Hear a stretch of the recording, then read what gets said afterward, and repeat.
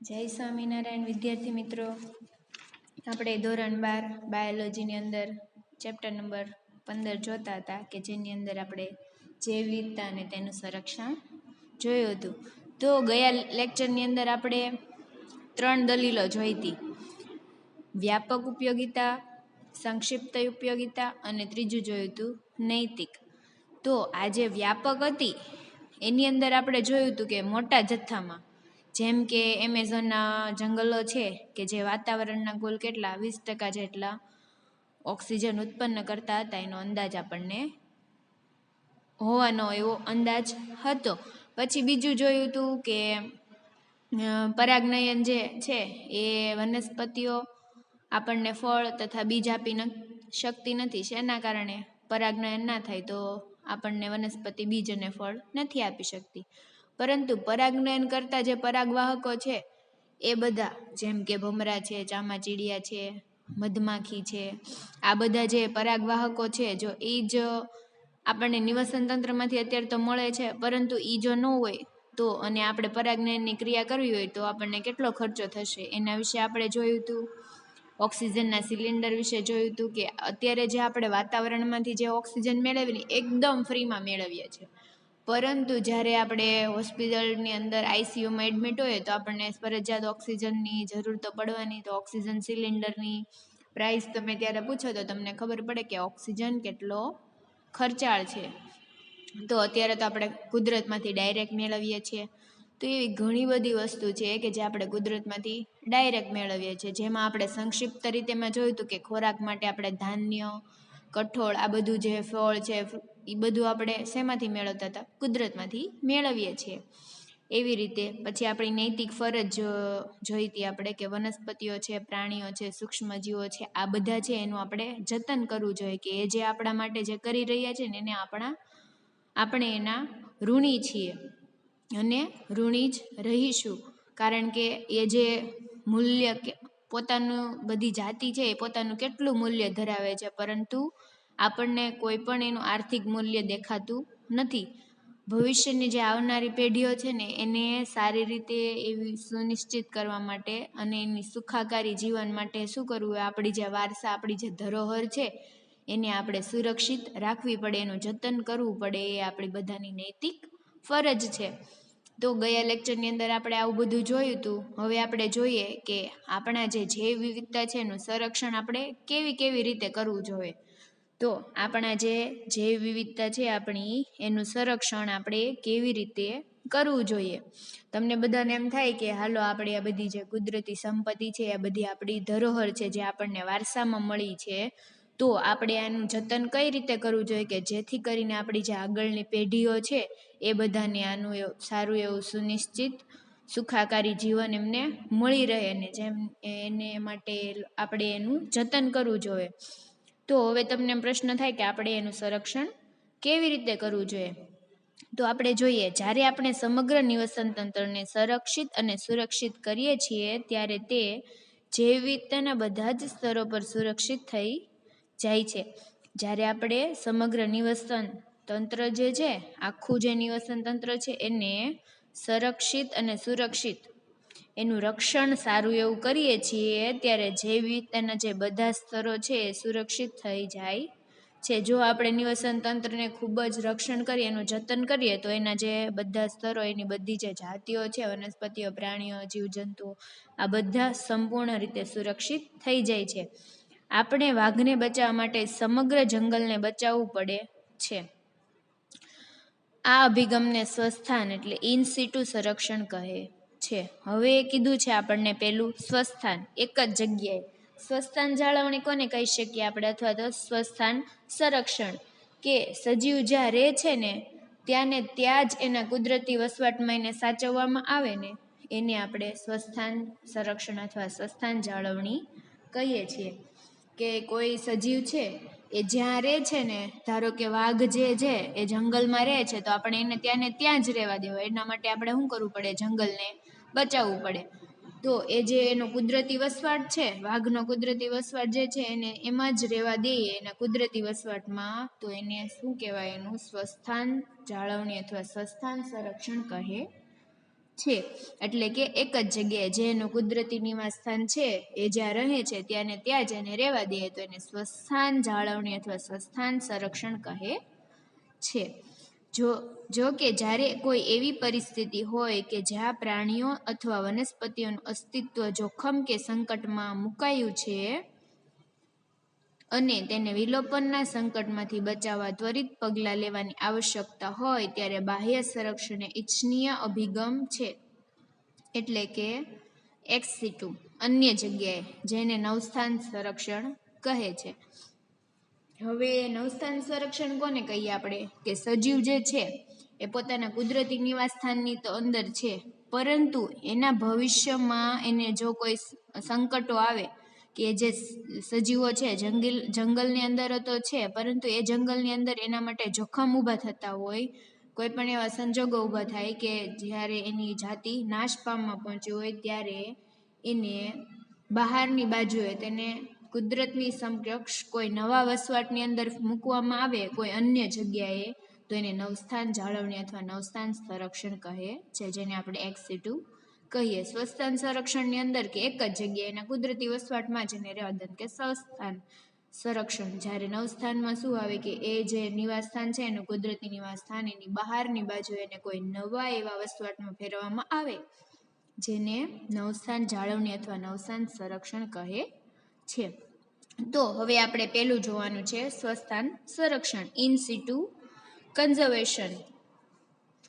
તો સ્વસ્થાન સંરક્ષણ મેં તમને કીધું સજીવ જ્યાં રહે છે એનો કોઈ પણ એને ત્યાં ને ત્યાં જ એના કુદરતી વસવાટમાં તેને સાચવવામાં આવે છે તેને સ્વસ્થાન સંરક્ષણ કહે છે. વિકાસ તથા સંરક્ષણની વચ્ચેના સંઘર્ષનો સામનો કરવા છતાં ઘણા પણ રાષ્ટ્રોને અવાસ્તવિક લાગે છે અને તેમની તમામ જૈવિક સંપદાનું સંરક્ષણ કરવાનું આર્થિક રીતે વ્યવહારિક પણ લાગતું નથી. હવે વિકાસ તથા સંરક્ષણ છે એ બંનેનો સંઘર્ષનો સામનો કોણ કરે છે? બધા રાષ્ટ્રો કરે છે. તેમની તમામ જૈવિક સંપદાનું સંરક્ષણ કરવાનું અને આર્થિક રીતે વ્યવહારિક પણ લાગતું નથી. સ્વસ્થાન સંરક્ષણ એટલે શું? કે કોઈ પણ સજીવ છે કે જેને ત્યાં ને ત્યાં એની વસવાટ માટે એનો કુદરતી વસવાટ છે ત્યાં એને સાચવવામાં આવે છે તેને સ્વસ્થાન કહે. કારણ કે એ જે સજીવ છે એના કુદરતી નિવાસસ્થાનની અંદર છે તો ત્યાં એને સંરક્ષણ કરવું એ બધાની નૈતિક ફરજ છે. એટલે ત્યાં એ જે જૈવિક સંપદા છે એનું સંરક્ષણ કરવું જરૂરી છે. નિશ્ચિતપણે જેટલા સંરક્ષણના સ્ત્રોતો ઉપલબ્ધ નથી તેનાથી વિલોપનમાંથી બચવાની રાહ જોતી જાતિઓને સંખ્યાને બચાવવાની દૂરની વાત છે. જૈવિક સંરક્ષણના જે સ્ત્રોતો છે કે નિશ્ચિતપણે જેટલા સંરક્ષણના સ્ત્રોતો છે સંસાધનો છે એ બધા ઉપલબ્ધ છે, પરંતુ વિલોપનમાંથી બચવાની રાહ જોતી જાતિઓની સંખ્યાને બચાવવી દૂરની વાત છે. કે જેટલી જાતિઓ જે છે એને નાશ પામથી બચાવવી એ બધી એક દૂરની વાત છે. વૈશ્વિક આધાર પર આ સમસ્યા શ્રેષ્ઠ સંરક્ષણવાદીઓ દ્વારા સંબોધવામાં આવે છે. તેઓએ મહત્તમ સુરક્ષા માટે ખૂબ જ ઉચ્ચ સ્તરોની જાતિ સમૃદ્ધિ ધરાવતા અને ઉચ્ચ પ્રમાણની સ્થાનિકતા મેં તમને ગઈ વખતે કીધું હતું કે સજીવ છે કે જે કોઈ પણ એવો પ્રદેશ છે કે જેની અંદર જ એ સજીવ જોવા મળે, કોઈ પણ બીજી જગ્યાએ જોવા મળતો નથી, જેને સ્થાનિક અથવા સ્થાનિકતા કહે છે. કોઈ એક સજીવ છે કે એ કોઈ એક પ્રદેશની અંદર જે તે પ્રદેશની અંદર જ જોવા મળે, કોઈ બીજા એવા પ્રદેશની અંદર એનું સ્થાન હોતું નથી. તો જે પ્રદેશમાં જોવા મળે ત્યાં એની શું કહેવાય? સ્થાનિકતા. એટલે કે જાતિઓ જે તે પ્રદેશથી પૂરતી મર્યાદિત છે, અન્યત્ર બીજે ક્યાંય જોવા મળતી નથી. કોઈ એવી જાતિ છે કે જે પોતાના જે તે પ્રદેશની અંદર પૂરતી મર્યાદિત છે, એટલે મર્યાદિત સંખ્યાની અંદર છે, એ અન્યત્ર બીજી કોઈ પણ જગ્યાએ જોવા મળતી નથી, જેને સ્થાનિકતા કહે છે. તો સ્થાનિકતા ધરાવતા કેટલાક જૈવ વિવિધતાના ધ્યાન ખેંચતા પ્રદેશો ઓળખાય છે, જેને કહેવાય હોટસ્પોટ. તો હવે આપણે સોનું તરીકે ઉદાહરણ લઈએ કે સોનું છે એ જો આપણે ઘરે રાખીએ તો આપણે ઘરે ક્યાં કબાટની અંદર લોકરની અંદર એને મૂકી રાખીએ છીએ, પરંતુ હવે એને અહીંયા રાખીએ છીએ અને પછી આપણે બેંકમાં જઈને એને લોકરમાં મૂકીએ છીએ તો બે વસ્તુ એક જ થઈ. ઘરે પણ લોકરમાં છે ને બેંકની અંદર પણ લોકરમાં છે, એટલે એનું શું થયું? સ્વસ્થાન સંરક્ષણ થયું. એવી જ રીતે આપણે ગીરમાં રહેલા સિંહનું ઉદાહરણ લઈ શકીએ કે એનું સ્વસ્થાન સંરક્ષણ કહેવાય. આપણે જોયું હોટસ્પોટ્સ. કેટલાક જૈવ વિવિધતાના ધ્યાન ખેંચતા પ્રદેશો જે હોટસ્પોટ્સ તરીકે ઓળખાય. હવે હોટસ્પોટ્સ કોને કહેવાય? કે કેટલાક એવા વિસ્તારો કે જે જૈવ વિવિધતા છે એની દ્રષ્ટિએ અતિ સમૃદ્ધ છે અને ત્યાં જે જોવા મળતી મોટા ભાગની જાતિઓ છે એ સ્થાનિક અને નાશપ્રાય છે. હોટસ્પોટ્સ એટલે એવા પ્રદેશો કે જેની અંદર જે વિવિધતા છે એ ખૂબ જ સમૃદ્ધ છે, જાતિ સમૃદ્ધ છે, તથા ત્યાં જોવા મળતી મોટી ભાગની જે વનસ્પતિઓ છે ને એ કેવી છે? વનસ્પતિઓ છે અથવા મોટા ભાગના પ્રાણીઓ છે એ બધાની જે જાતિઓ છે એ સ્થાનિક અને નાશપ્રાય છે. તો એને શું કહેવાય? હોટસ્પોટ્સ પ્રદેશો. તો શરૂઆતમાં 25 જૈવ વિવિધતાના હોટસ્પોટ્સની ઓળખ કરવામાં આવી. શરૂઆતની અંદર કેટલા હતા? 25 હોટસ્પોટ હતા. ત્યારબાદ આ યાદીમાં 9 હોટસ્પોટ ઉમેરવામાં આવ્યા. કેટલા ઉમેરવામાં આવ્યા? 9 હોટસ્પોટ ઉમેરવામાં આવ્યા. તો વિશ્વભરમાં જૈવ વિવિધતાના હોટસ્પોટ્સની કુલ સંખ્યા કેટલી થઈ ગઈ? 34. તો પહેલા જે જૈવ વિવિધતા હતા એના હોટસ્પોટ્સ કેટલા હતા? 25 હતા. પછી હોટસ્પોટ્સની વધારે ઓળખ થઈ અને એની યાદીમાં કેટલા થયા? 9 ઉમેરવામાં આવ્યા અને 9 ઉમેર્યા એટલે ટોટલ કેટલા થઈ ગયા? 34. તો વિશ્વમાં અત્યારે હોટસ્પોટની કેટલી સંખ્યા છે? 34 થઈ. તો હોટસ્પોટ એટલે કે એવા વિસ્તારો કે જેની અંદર જૈવ વિવિધતાની દ્રષ્ટિએ જોઈએ ને તો ત્યાં ખૂબ જ સમૃદ્ધિ છે અને ત્યાં જોવા મળતા મોટાભાગના જે જાતિઓ છે સ્થાનિક અને નાશપ્રાય છે, એટલે કે એને હોટસ્પોટ કહીશું, હોટસ્પોટ્સ પ્રદેશો કહીશું. કે પહેલાના જે સમયમાં 25 જેટલા હોટસ્પોટ્સ હતા, પછી એમાં 9 જેટલા ઉમેરાય અને અત્યારે હોટસ્પોટ્સની સંખ્યા કેટલી છે? 34. આ હોટસ્પોટ્સ એ ત્વરિત રીતે ક્ષતિ પામતા આવાસીય ક્ષેત્રો પણ છે.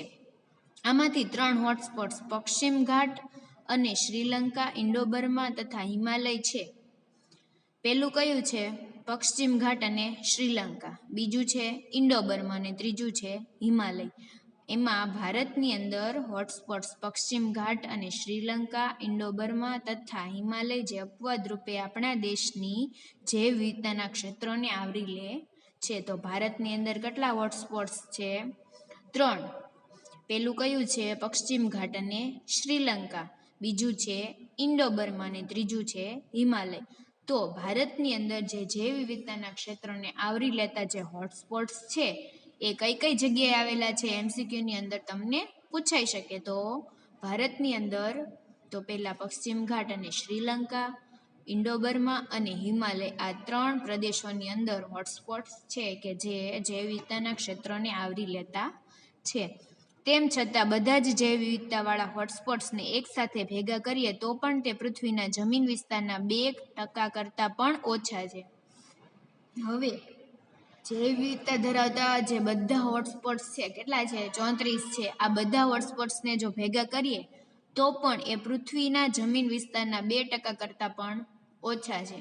પરંતુ આ ક્ષેત્રોમાં સામૂહિક રીતે આવાસિત જાતિઓની સંખ્યા અત્યંત વધારે છે તથા હોટસ્પોટ્સની કડક સુરક્ષા દ્વારા ચાલુ રહેવા સમૂહ વિલોપનના દરને લગભગ 30% સુધી ઘટાડી શકાય છે.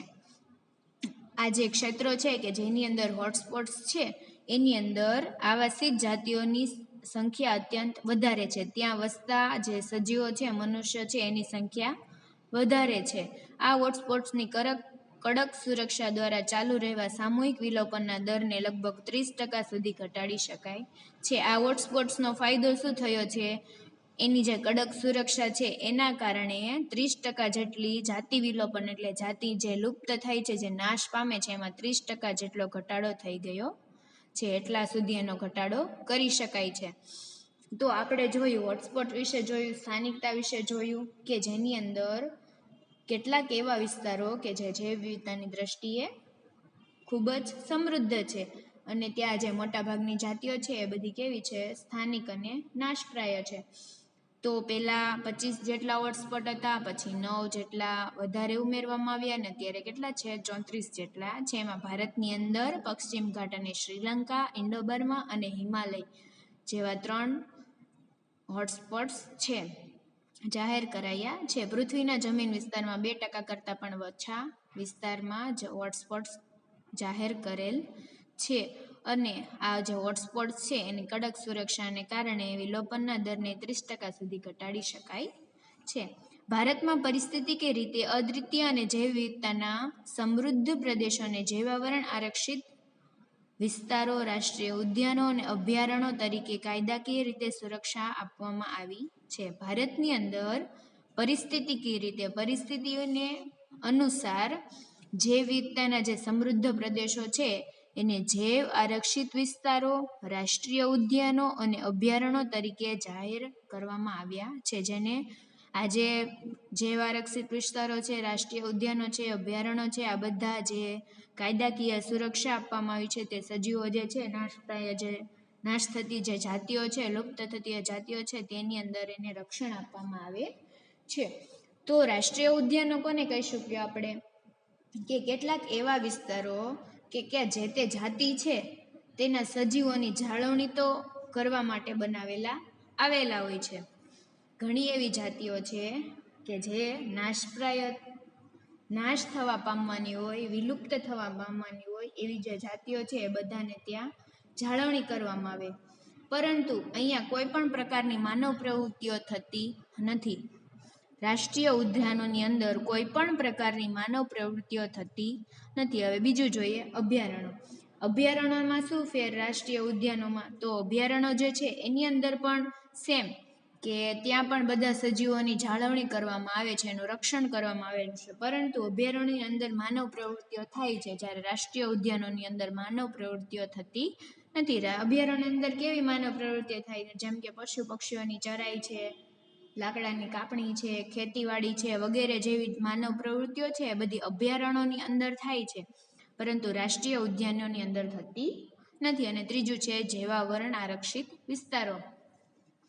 તો આ જે છે 3 જૈવાવરણ આરક્ષિત વિસ્તારો, રાષ્ટ્રીય ઉદ્યાનો, અભયારણ્યો તરીકે કાયદાકીય રીતે સુરક્ષા આપવામાં આવી છે. જે બધી જૈવ વિવિધતા જે છે સમૃદ્ધ પ્રદેશોની અંદર, તો એને આ રીતે સુરક્ષા આપવામાં આવી છે. અત્યારે ભારતમાં 14 જૈવ આરક્ષિત વિસ્તારો, 90 રાષ્ટ્રીય ઉદ્યાનો અને 448 વન્યજીવ અભયારણ્યો છે. આ આંકડાકીય માહિતી આપણે યાદ રાખવાની છે. તો 14 જેટલા જૈવાવરણ આરક્ષિત વિસ્તારો છે, 90 જેટલા રાષ્ટ્રીય ઉદ્યાનો છે અને 448 જેટલા વન્યજીવ અભયારણ્યો આવેલા છે ભારતની અંદર. ભારતમાં ધાર્મિક અને સાંસ્કૃતિક પરંપરાઓનો ઇતિહાસ પણ છે જે કુદરતી સુરક્ષા પર ભાર મૂકે છે. હવે તમને ખબર છે આપણો ભારત દેશ છે એ કેવો છે? ધાર્મિક અને સાંસ્કૃતિક પરંપરા ધરાવતો દેશ છે. તો આની અંદર જે પ્રકૃતિ છે એની સુરક્ષા પર ભાર મૂકવામાં આવે છે અને ઘણી સંસ્કૃતિઓમાં જંગલો માટે અલગ હિસ્સો છોડી દેવામાં આવતો હતો. તેમાં રહેલા બધા જ વૃક્ષો અને વન્યજીવની પૂજા કરવામાં આવતી અને સમગ્ર રીતે રક્ષણ આપવામાં આવતું. આ પ્રકારના જે પવિત્ર વનો જે છે જેનું નિર્માણ થયું હતું. પવિત્ર વનો પહેલાં આપણે જોયું રાષ્ટ્રીય ઉદ્યાનો, અભયારણ્યો, પછી જોયું જૈવાવરણ આરક્ષિત વિસ્તારો કે જે 14 જેટલા છે, 90 જેટલા રાષ્ટ્રીય ઉદ્યાનો છે અને 448 જેટલા અભયારણ્યો છે. તો જેની અંદર હવે એક નવું એડ થયું પવિત્ર ઉપવનો. પવિત્ર ઉપવનો કોને કહી શકાય? કે ધાર્મિક માન્યતાને આધારે વનસ્પતિ, પ્રાણી અને સુરક્ષિત વિસ્તારો જે છે એને પવિત્ર ઉપવનો કહે છે. ઘણી એવી વનસ્પતિઓ છે કે જેની પૂજા કરવામાં આવે, જેમ કે વડ છે તો વડ સાવિત્રીનું વ્રત કરીને વડની પૂજા કરવામાં આવે છે. પછી તમે જુઓ કે ઘણા એવા પક્ષીઓ છે જેમ કે મગર છે જેની સવારી કોણ કરે છે? ખોડિયાર માતાજી કરે છે. એટલે એક ધાર્મિક કાર્ય થયું જેના લીધે ઘણા પ્રાણીઓ જેમ કે સિંહ છે, વાઘ છે, આ બધા જે પ્રાણીઓ છે એને ધાર્મિક રીતે માનવામાં આવે છે, એની પૂજા કરવામાં આવે છે. એટલા માટે ઘણા એવા ભાગ છે, ઘણા એવા અલગ હિસ્સા છે જેને શેના માટે? સાંસ્કૃતિક પરંપરાઓ, સંસ્કૃતિઓ માટે, જંગલો માટે એક અલગ હિસ્સો છોડી દેવામાં આવ્યો, જેને પવિત્ર ઉપવનો કહે છે, જેની અંદર વન્ય જીવનની પૂજા કરવામાં આવે અને વૃક્ષોની પૂજા કરવામાં આવતી હતી. એ બધા જે સમગ્ર જે હિસ્સો છે એને રક્ષણ કરવામાં આવતું હતું, જેને પવિત્ર ઉપવનો કહે છે, જે ધાર્મિક માન્યતાને આધારે વનસ્પતિ અને પ્રાણીઓ જે છે એના સુરક્ષિત વિસ્તારો તરીકે જાહેર કરાયા છે. તો પવિત્ર ઉપવનો છે કઈ કઈ જગ્યાએ જોવા મળે છે? તો મેઘાલયની ખાસી અને જયંતિયા ટેકરીઓ, રાજસ્થાનની અરવલ્લી ટેકરીઓ, ત્યારબાદ કર્ણાટક અને મહારાષ્ટ્રના પશ્ચિમ ઘાટના વિસ્તારો તથા મધ્યપ્રદેશની સરગુજા, ચંદા અને બસ્તર વિસ્તારોમાં જોવા મળે છે. પવિત્ર વનો કઈ કઈ જગ્યાએ જોવા મળે છે? તો મેઘાલયની ખાસી અને જયંતિયા ટેકરીઓ, રાજસ્થાનની અરવલ્લીની ટેકરીઓ, કર્ણાટક અને મહારાષ્ટ્રના પશ્ચિમ ઘાટના વિસ્તારો તથા મધ્યપ્રદેશના સરગુજા, ચંદા અને બસ્તર વિસ્તારો છે, જેની અંદર પવિત્ર ઉપવનો જોવા મળે છે. મેઘાલયમાં પવિત્ર ઉપવનો એ દુર્લભ અને સંકટમાં રહેલ વનસ્પતિઓની ઘણી સંખ્યા માટે અંતિમ શરણાર્થી છે. મેઘાલયના જે પવિત્ર ઉપવનો છે, જે ઘણી બધી વનસ્પતિઓ છે કે જે સંકટમાં હતી, એના માટે ખૂબ જ એવી ફાયદાકારક એટલે લાભાર્થી તરીકે ઉપયોગી છે. આ જે મેઘાલયના જે પવિત્ર ઉપવનો છે એની અંદર જે વનસ્પતિઓ જે છે એ બધાનું ખૂબ જ સારી રીતે એવું સંરક્ષણ કરવામાં આવે છે. તો આપણે અત્યારે જોયું જૈવાવરણ, આરક્ષિત વિસ્તારો, રાષ્ટ્રીય ઉદ્યાનો, અભયારણ્યો અને પવિત્ર ઉપવનો, કે જે બધા ઉદાહરણ છે એ બધા તમારે યાદ રાખવાના રહેશે. તો 14 જૈવારક્ષિત વિસ્તારો છે, 448 અભયારણ્યો છે અને 90 જેટલા રાષ્ટ્રીય ઉદ્યાનો છે. પછી આપણે જોયું પવિત્ર ઉપવનો, એમાં જે મેઘાલયના જે પવિત્ર ઉપવનો છે એ વનસ્પતિઓની ઘણી બધી એવી સંખ્યા છે, જેના માટે ખૂબ જ લાભાર્થી તરીકે નિમણૂક થયા છે.